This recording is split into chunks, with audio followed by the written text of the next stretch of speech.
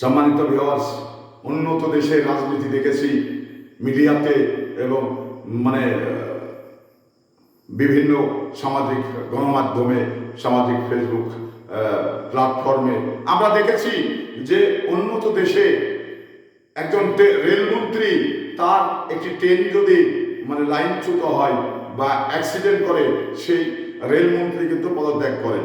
এটা কিন্তু আমরা দেখেছি। একজন বিমানমন্ত্রী, বিমানে যদি ত্রুটি হয়, বিমানে যদি কিছু লোক মানে অ্যাক্সিডেন্ট করে মারা যায়, তাহলে বিমানমন্ত্রী কিন্তু পদত্যাগ করেন। কিন্তু বাংলাদেশে দেখুন, বাংলাদেশে 16 বছর ধরে জোর জব্বর করে হাসিনা ক্ষমতায় থাকলেন। কখনো কি অনুশোচনা প্রকাশ করেছেন যে আমি জোর করে ক্ষমতায় আছি, আমি থাকবো না, আমি অযোগ্য, বাংলাদেশের মানুষ চাচ্ছে না? এটা কখনো কিন্তু বলেনি। শুধুমাত্র মানে ক্ষমতায় থেকে মাইক্রোফোনের সামনে বিএনপি এই করেছে, বিএনপি আগুন সন্ত্রাসী, বিএনপি লুটপাট করেছে, বিএনপি এতিমের টাকা মেরে খেয়েছে, শুধুমাত্র মানে এই সকালে উঠেই আমরা কিন্তু এটা মিডিয়াতে শুনতে পেতাম। কিন্তু কখনো বলেনি হাসিনা যে আমি জোর করে ক্ষমতায় আছি, আমাকে আপনারা চান কিনা, এটা কিন্তু কখনো বলেনি।